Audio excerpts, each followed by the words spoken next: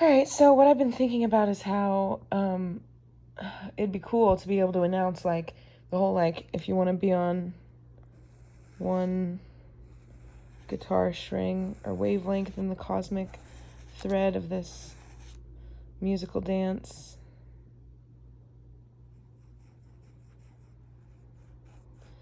then you can be, but a lot of us don't know.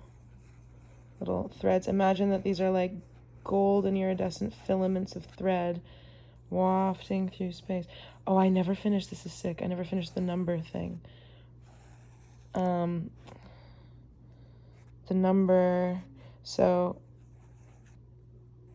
I'm sitting here.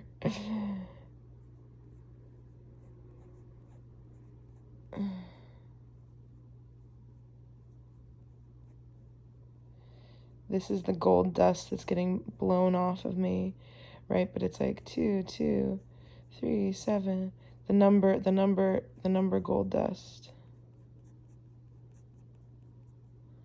Of all scales, infinite scales, getting blown off me in the cosmic wind. This is the same thing as the gears of time. I'm just loosely, like, you know where I'm at. I'm in like a scribble sketchy mode right now. I could apply more spinning of time, the overlapping and the unwinding of time. I'm saying I could employ more small muscle control if need be to get a finer. I don't have to justify my style. This is what's coming out of my hand right now. I get exasperated with myself trying to explain things. Again,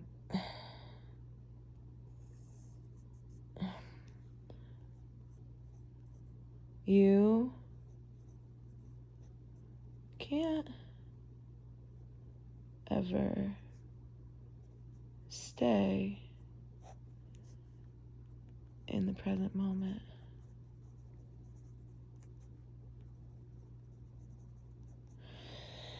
You can't stay being the operative word here because you're always in it, but you have to apply pressure to stay consciously connected to it, which is why a lot of our consciousness are hijacked out of like a pure awareness of the present moment, and basically then taking ownership over the creative liberty that's possible when you acknowledge the zero pointness. Because if you see the world as set and certain things in life as ultimate truths, then you're allowing their energy to park you on an energy. Okay, you are here, the lowest one. But you can choose to be in a 0 point where it's like, I think Baba Ram Dass called it the space between breaths, the small pause that you naturally take between your inhalation and your exhalation.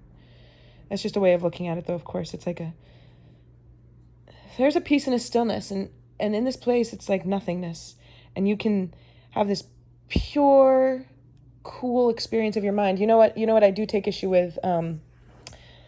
I wouldn't say take issue. It's a critique or a criticism of the way that the space in Stranger Things for 11 is portrayed, because it is dark and there's no light. I guess mine's dark too, though, but there is light, because light it's complicated. The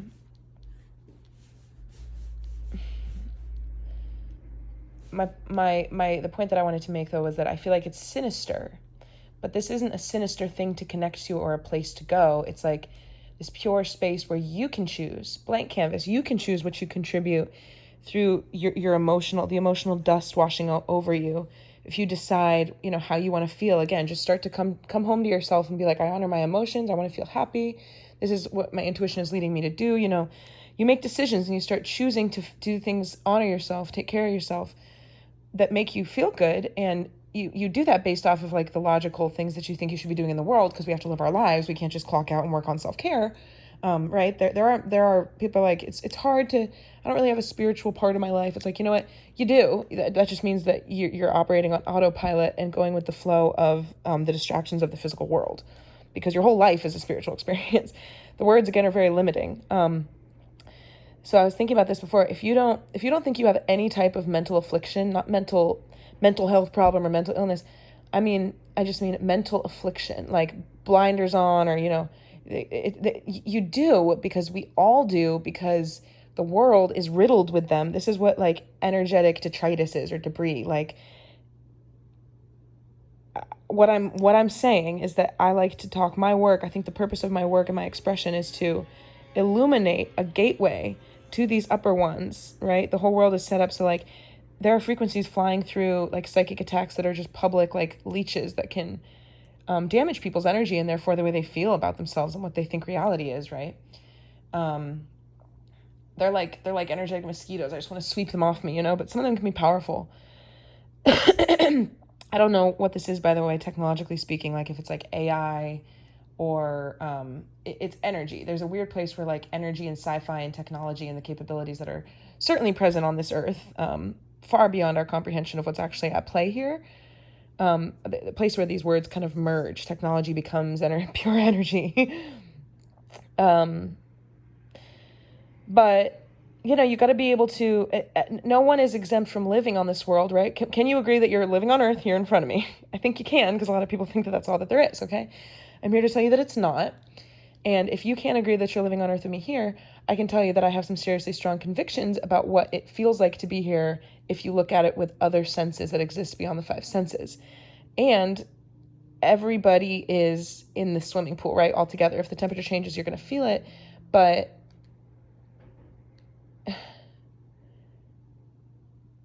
if you don't know you're in water, no, because you would still feel temperature change. I don't know how to put this. If you don't see that you're standing in water, you're not going to feel the temperature change, but that's not true. You do feel the temperature change, and so that's why people get, like, mental health epidemic, blah, blah, blah. It's hard to be happy today. People are struggling. There's, like, depressions and addictions and unhealthy relationships and self-sabotaging and pain and fear, and it's like that's all, and then with those frequencies floating around in the world, we're being very oppressed and abused energetically, so that we don't realize like what we're truly capable of, and then start to knit the fabric of the universe together and free more slave energy batteries, these little people that are running around on this world being charged by, like, again, what I was saying. I don't want to be, not a bad person for choosing not to subscribe to everything just because I don't want to carry the emotional weight of all the shit that floats around in this world.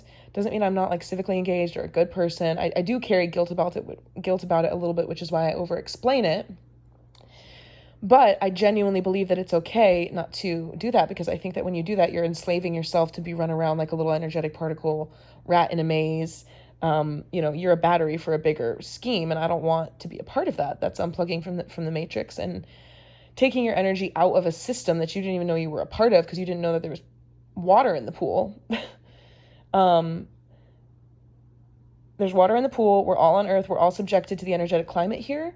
And so when you can see that there's more that exists outside this matrix, this is getting out of the pool. You go up here, you get on this chord, you tune into it. All of the things that energetically float off of you, the energy that you emanate. Again, remember that emotions, no, not happy and sad. It's actually love and fear, right? There are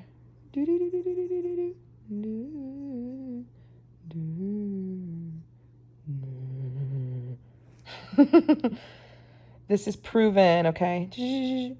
You can experience more when you're vibrating at a high frequency, because the essence of what time is.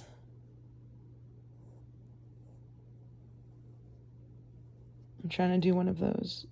Oh, I'm doing it the opposite way.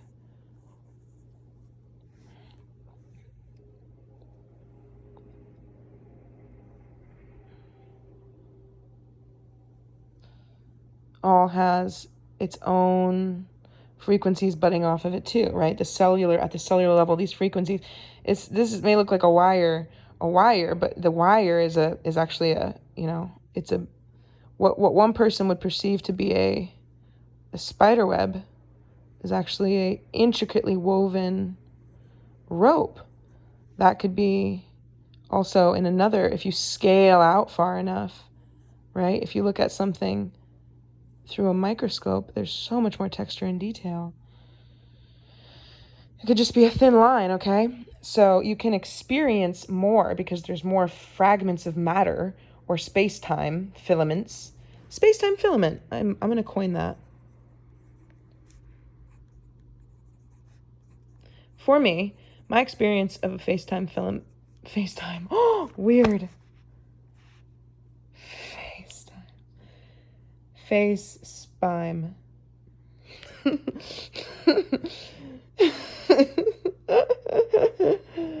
Is like this emoji. um, it's something, it's pure rainbow plus all other colors, standard icons, can't perceive.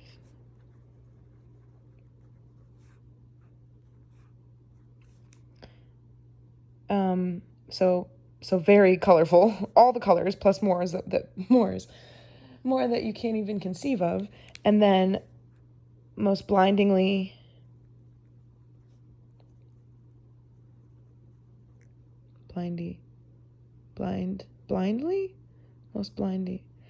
most blindingly bright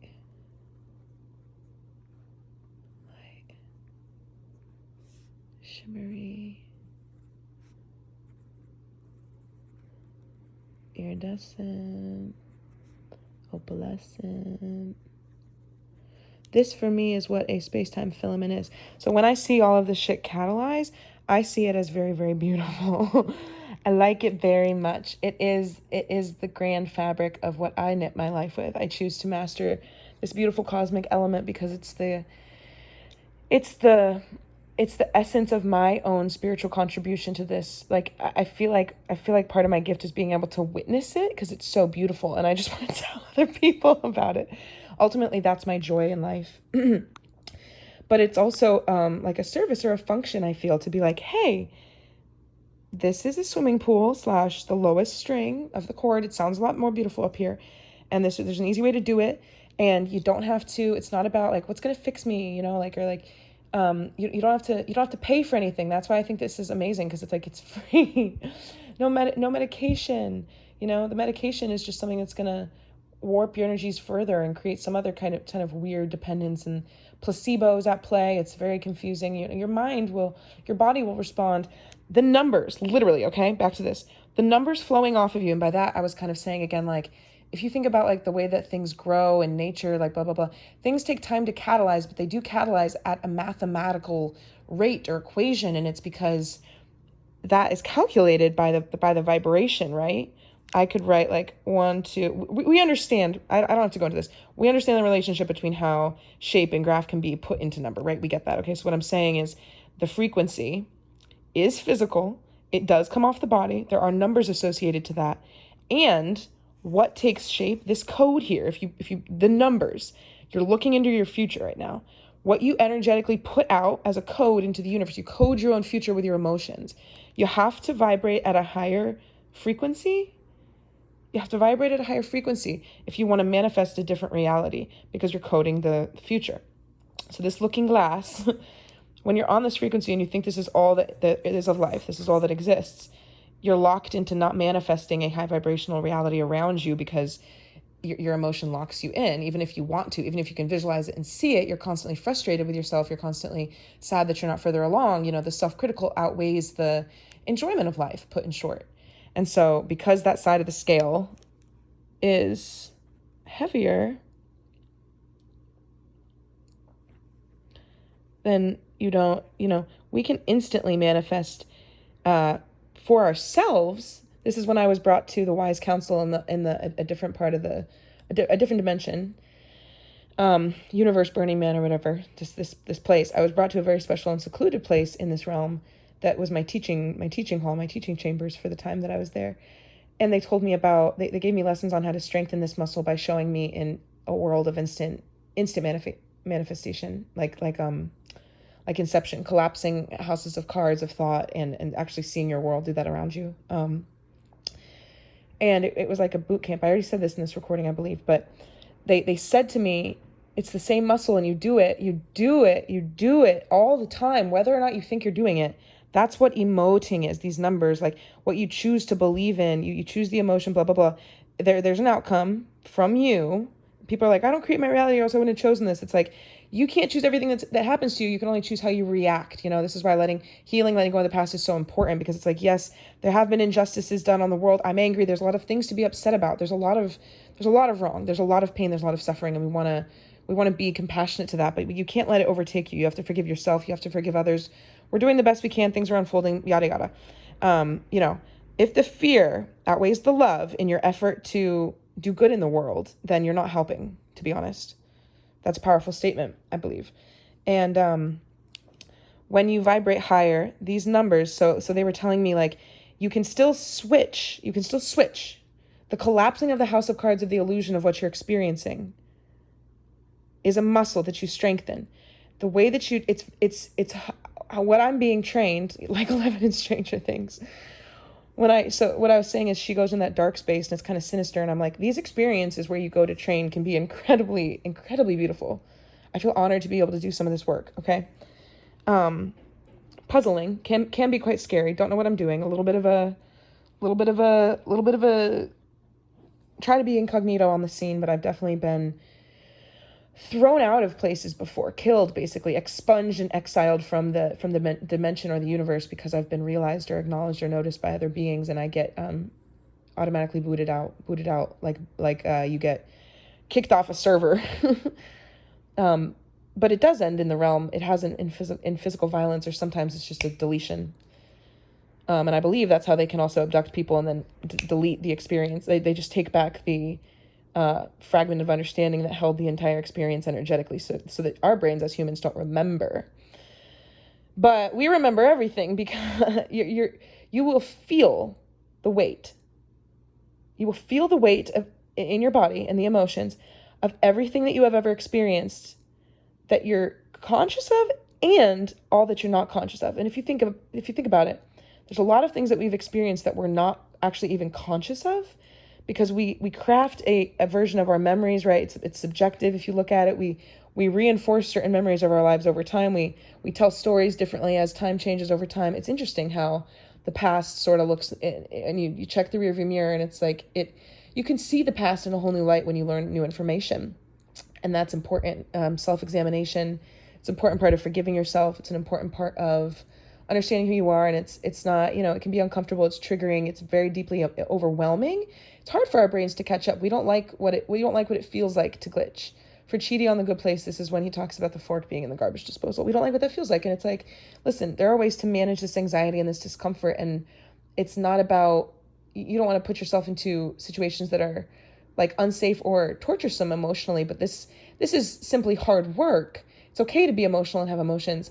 It's an action it's a muscle that you have to start to flex and strengthen to unwind the complex fabric of the facts that you can feel and that you carry a lot of intense experience that you don't know how to reckon with. Like we look away from it and then we blame ourselves and we just say like, well, I'm just like this or I'm just like that. Like I'll never do that. But like, it's like, no, it's okay. It's okay. You don't have to, you don't have to consciously remember something in order to just let it be and forgive yourself for it. I guess I kind of lost my thread here, but, so in any given moment, right, I'm going to circle back to when I was being taught in the other realm. It manifests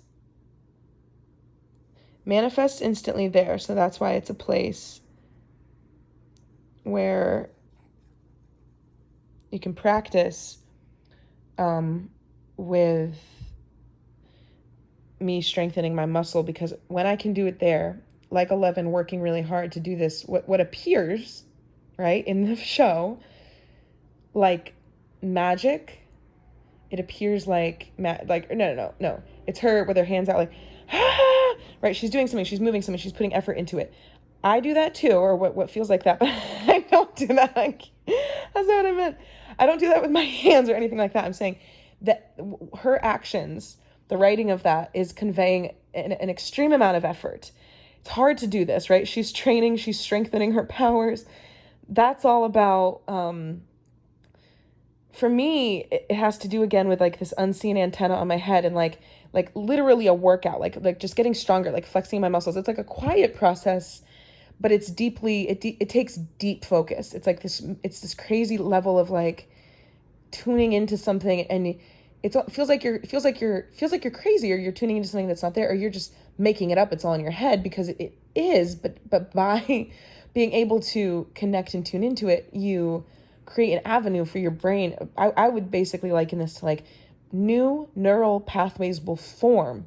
You can rewire your brain chemistry. You can change what you're capable of, right? Unfurling, unlocking the codes in our DNA, the space filament of our double helix. It's not totally symmetrical, right? It doesn't go totally back and forth. There's like a little stagger to it. I forget what that's called.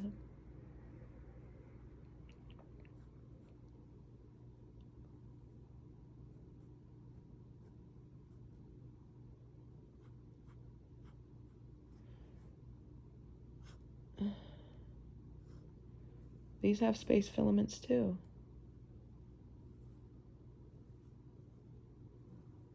They're all vibrating. You change your DNA when you change your emotions. You change your brain over time, okay? But when we're talking about my point to that being too, you don't have to, there's nothing wrong with you. It doesn't matter what mental illness you have. It doesn't matter what mental health problem you have. It's not going to help you. You get a brief moment of clarity when you're like, oh yeah, well I know now it's because I'm bipolar. They put me on medication. It's really helping. No, just literally walk away from that whole system. Put that all down. You're carrying it. You're carrying this heavy rope in your hands. Put it down, walk away, come over to this one. There's something else that you can do. You stop taking all medication. It's not like, oh, but you're going to go crazy. Like, no, yeah, chemical dependencies are real, that type of thing. Taking medications does alter your stuff. Okay, so I would never advise anybody to stop taking their medications without the support of your doctor. I guess I just have to say that. However, I speak from personal experiences. I was way over medicated at different points in my life, and it was very scary time for me. And I chose to go off all medication, and I told no one but my therapist, and I said, you can watch me. I won't tell anybody until we're far enough out so that I can be like, listen, this is what I did a long time ago, and I had support, and I made sure I was doing this in a way that could be experimental, but I would still be held accountable, and I wouldn't go off the deep end or make poor decisions in such a way that would hurt myself or others. But with the support of my therapist, I wasn't really asking for permission. I told him that I was going to do that, and we observed the experience together. And it was more miraculous than we could have ever hoped. I was very proud about the healing that I did because I kind of braved the world alone, and I started to take things more seriously and study the quality of my own mind, and why I am the way that I am and who I am naturally, and not listening to who the world was telling me that I was, so that I needed this or that medication, because certainly those medications took away some of the quote unquote issues or problematic sides of how I was, or certain behaviors. However, they also took away something that I'm just not able to sacrifice as a human, which is I couldn't, felt numb. I just didn't think I was smart. It was a very, very hopeless time for me. I couldn't really connect to like a sense of joy, and yeah, so my heart really goes out to anybody who doesn't have a choice, and they're on medications, because they're required to be for various reasons. I do believe, going back to the Joe Dispenza book, that I should probably get a jump on finishing. I think we can heal. I think we can heal our bodies and our needs and our dependencies miraculously for medications if we can flex this muscle of instantly collapsing a house of cards of fear, instantly taking away a paradigm, not feeding it. Again, your attention is the thing, the commodity that charges a reality. So when you collapse that reality, your house of cards, it's because you take the cursor of your awareness and you move it somewhere else on the computer screen. You hover it over something else. What do you hover it over? This is why an active practice for me is a I was laughing at myself before about the way that I choose to use my Instagram instead of posting, trying to teach more or post more art about what I'm now referring to as my purpose, my message, my craft, my practice. This form of expression of my ideas, whatever this is. And that's another reason why I relate to Bo Burnham, because he's like, welcome to whatever this is. I should watch Inside. I love Inside. I like his pace. Again, what I will say though, that my careful critique of lots of content, there are geniuses out there, but like with Stranger Things, right? It's like a sinister thing. I think there's a way to express all these realities and these things that it's beautiful, you know?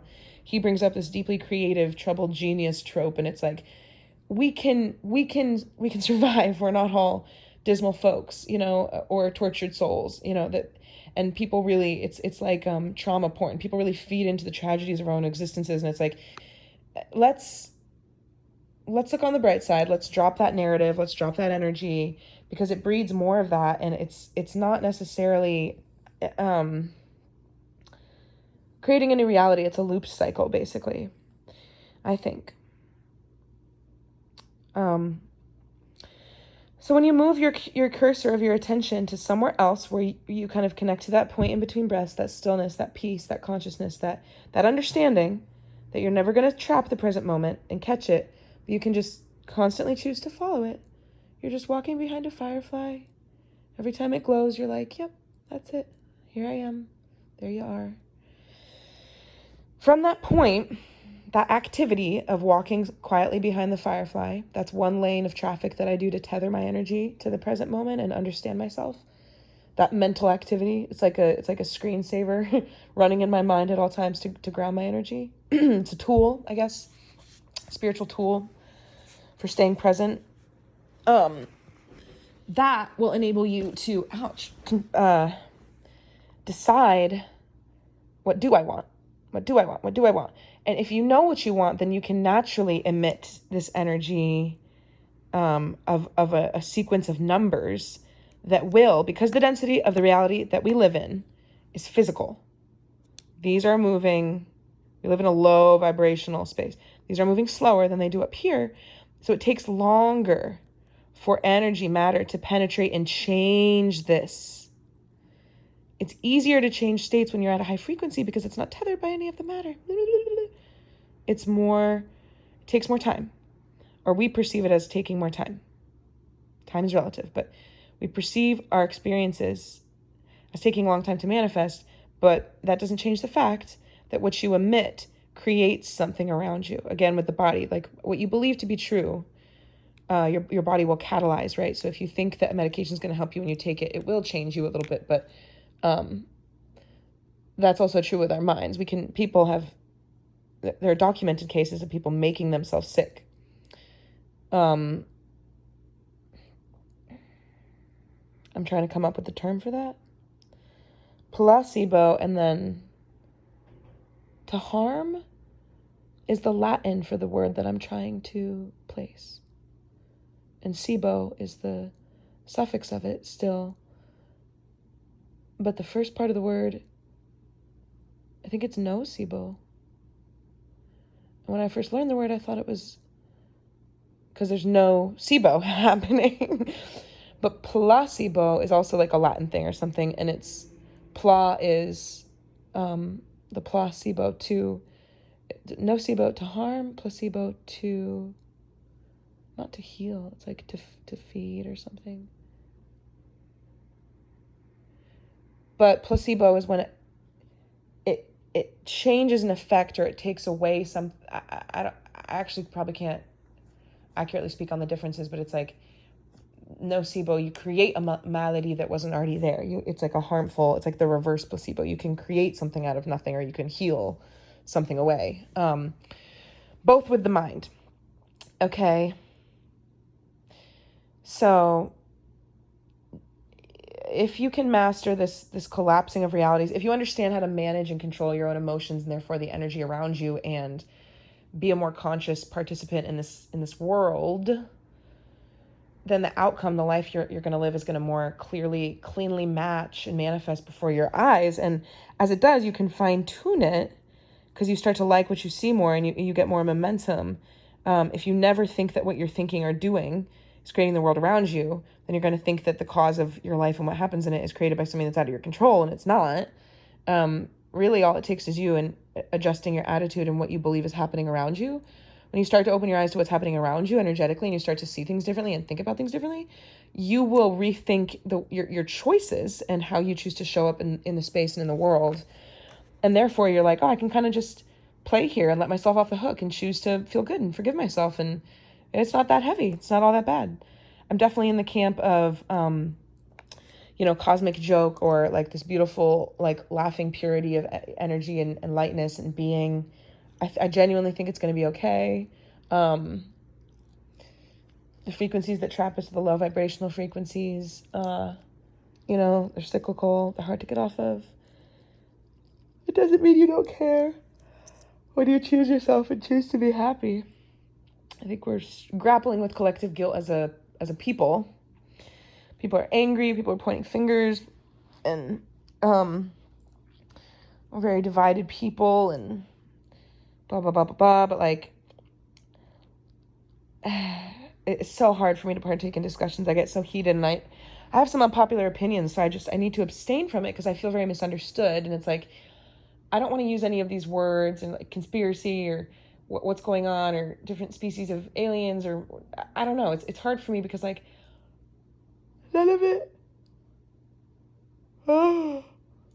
matters, but all of it matters, but none of it's real, but all of it's real. Like everything is true. Everything is coexisting. I just don't want people to misunderstand me in what I'm talking about, because when I use certain words, I'm like, but I don't mean it to mean that. It's so much more than that. Which is why it's more important for me to just drop that whole act altogether. Stop having those conversations. Come over here and then talk about things like this. This is just a better use of my energy, and I don't want to be misunderstood. And it doesn't mean I don't care about other things. I guess I kind of have maybe a fear of upsetting certain parties, but I think a truth that we have to accept in life if we're going to want to communicate things, or if we're going to want attention, is that not everyone's going to like you. It's okay. No. Not everyone's going to resonate with your work or understand you. They don't have to. That's okay. It's okay. I have pretty good intentions, I think, and a good heart, and I want to help people, and I want things to improve for the world, and I also really enjoy my life. I have a lot of fun, and I'm excited about things, and I just want to share.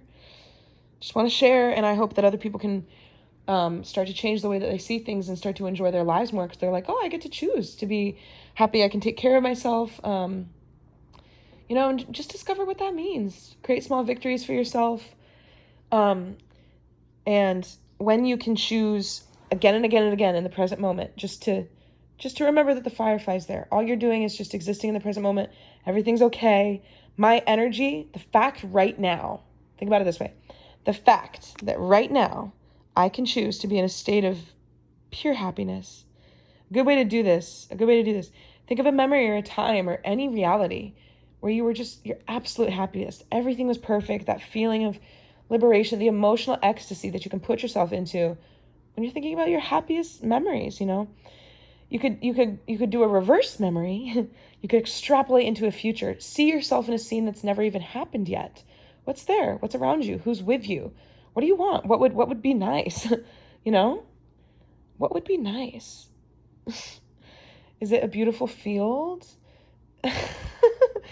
I'm envisioning the 3-pane countertop that I described earlier with the quartz illuminated background in the center panel with the Heidi Yang's big cloud vases on them. Gorgeous. I want to manifest that for myself. I like the way that I feel emotionally when I daydream about that. So I put off that energy in that moment. When you commit to the happier vision, however you want to get yourself there, a good exercise might be starting by returning to old memories, and then you can start to manifest more consciously by jumping ahead into memories that you conceive of in the future. So they're not memories. They're visions, they're plans, really. I think a good way to manifest is take your daydreams and your visions and your goals and your dreams very, very seriously. See them and understand them as already having manifested. You know what you're doing? You're putting them over here. Time's an illusion. This place really exists. It's called the future. And we can look at it from this side angle. So we're not part of the flow of time. Oh, think about the EIC and Finding Nemo. You go in it and you're in the flow of time. You're getting carried away, but then they hop out of it and they're not moving fast anymore. That's how we can look at time. And they have to go back into the big torrent of time, right? Time is made up of the guitar strings. It's all resonating infinitely forever because forever time's not actually passing. You can hop out of the EAC, come out of the current that's moving, and look at it from the outside and be like, okay, future up here. We think the past is behind us and we're the present. We're moving up to the future. No, you can hop out, take a look, and then you can go here. You do it in your mind. It's right there. It's in your mind. You can listen. When you think of the future, imagine that word in your mind's eye in like block letters. I'm imagining. This is so cool. I can give you a visual. Close your eyes right now. You know those dice that people would hang on their rearview mirrors, like that classic car accessory? Imagine they're made out of that material, but it's like this grape purple color, okay? And they're letters that say future, and they're like block letters, like almost like kids' toys, but they say future. That's the material. They're just solid purple, like a little low-cut fleece material like those dice are made out of. They're sitting up on a white shelf on a wall. You can visualize that, right? I just gave you something that didn't exist before. You're like, it's just an idea. It's just a thought. It's like, nope, that exists. And it's this silly example, but my point is, when you create this magnificent daydream, or you put yourself into the frequency of love where you can emotionally connect to a vision of something that you would like to happen that hasn't happened yet, you take those purple letters and you put them on the shelf. That's what you're doing. You're putting the vision here. That's a real action. And then your commitment to the vision, if you can stay up in these higher dimensions, you stay on love. This is love. This is fear. You keep your belief in the outcome higher and more charged with your attention by focusing on it more. Your attention is the commodity. That's why the world's full of distractions. They don't want you to focus on the right things. I do. Please listen to me. I want you to be okay. I want us to all do this together. It's going to be real fun. Promise. It's going to be real fun. If we can attach to really beautiful outcomes that we never knew existed, and we can co-create a beautiful manifestation of a whole different reality that we never even knew was possible, we absolutely can do that. And it's going to be fun. And I want to talk about it more. The more that you can actively choose to take the cursor of your attention and put it on your visions for the future and what you believe could be true, even though you're being thwarted by these crazy energies and psychically attacked, and there's so many reasons to look on the bad side, but I don't want to look on the bright side. You get further. Look at, this is what timeline travel is. Timelines, right? Quantum leap. In this timeline, I wouldn't hit this reality because I'm not going to align with it energetically. I can't walk into it. If I can stay on the higher frequency of love, keep this one more fully charged more often. It's not about, no one's perfect. You can't be in a pure state of love consciousness. We're humans. We're not all Buddhas or Jesuses walking around, right? Those miraculous beings I do believe existed. I'm not sure how I feel. I don't want to comment on that right now. Never mind. I'm just saying all it's got to do is be slightly more often than how often you're anxious and fearful, because it's natural. You're not supposed to completely ignore all negative emotion. It's going to happen. But as long as you can pivot and be like, you know what, but it's going to be okay. There's still a firefly in the background. And all I have to do is remind myself that it's there. This moment will pass. These emotions are real. These experiences are real. But I'm moving towards something when I can collapse the house of cards of fear in every single moment and start to choose love instead.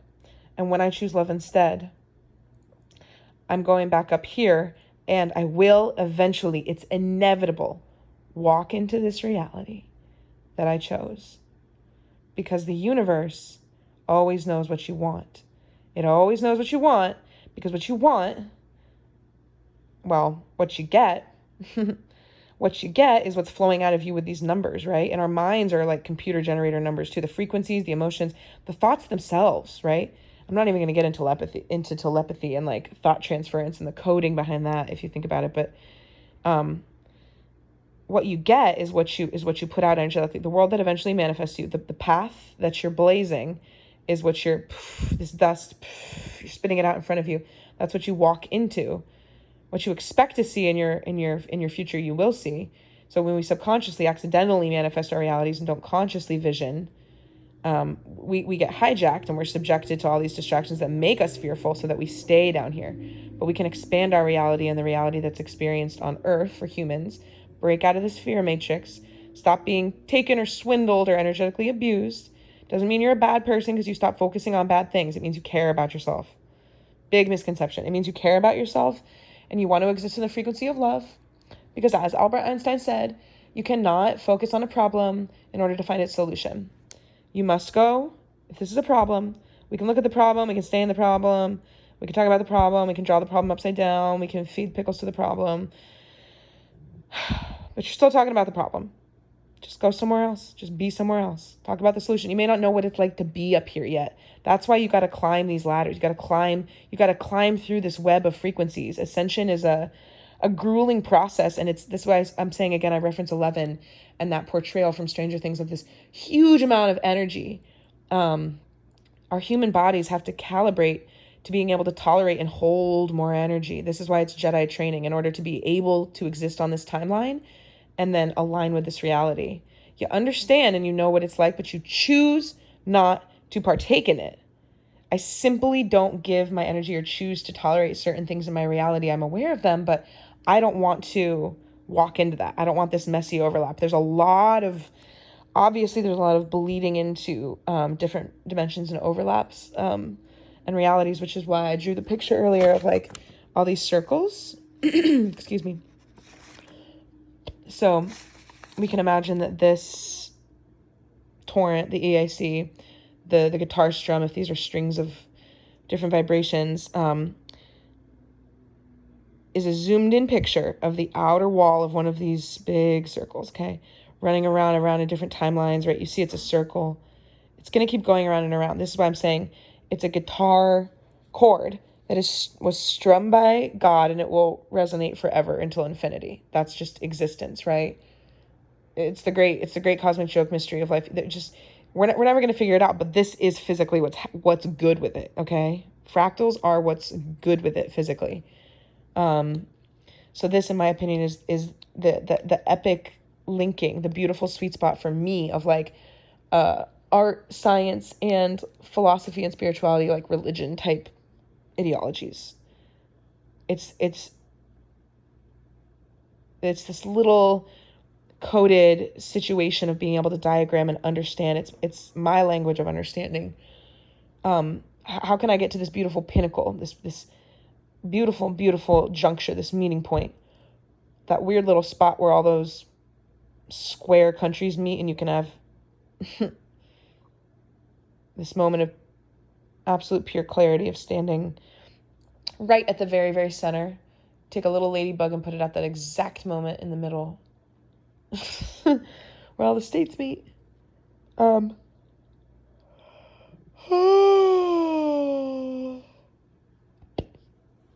man. Yeah, I gotta start taking care of myself a little bit better. I've been on a tear.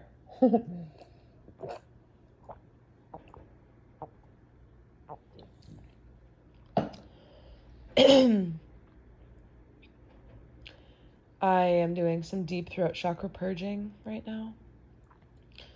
I should probably give my voice some rest, but it's been a pleasure to communicate about this, and I'm very jazzed up about it. Clearly passionate. So I hope that it was enjoyable, and I must say that I'm quite keen on sharing. It looks like there's a light being shown. Excuse me. I'm keen on sharing this information in the best way possible. And I think that what I would like to do is post it on the internet, but just include no algorithm information. So post it with really blah title with no hashtag. Just let it stand alone and just kind of create a series, and that's how I'll get my thoughts out there, because pretty sure that any video can be scanned in a way that's above our understanding for content without using hashtags and titles and that type of thing. There's types of AI perhaps can scan my video and censor it or create a shadow banness around it. Anyway, but I don't even want to get into all that and the politics of it and what's really happening, because I don't want to feed into the fact that could be possible. I just want to prevail and believe. I don't think it matters, frankly. I think I probably could use hashtags and promote my words, but I just don't care. I don't want to do that. I'm going to trust that I can just put these things up. I don't want to be afraid of partaking with technology or the feeling of being surveyed, or being paranoid. But I also just have this little voice in my head that's saying that it's good to be cautious, I think, for some reason. I don't know. I just want to do it this way. That's all. So that's probably how I'm going to do it. I'll just post videos. Oh, I'd like to make some absolutely gorgeous pictures too. It would be nice to do that. Like actual oil paintings, and give them the time and quality and care that they need.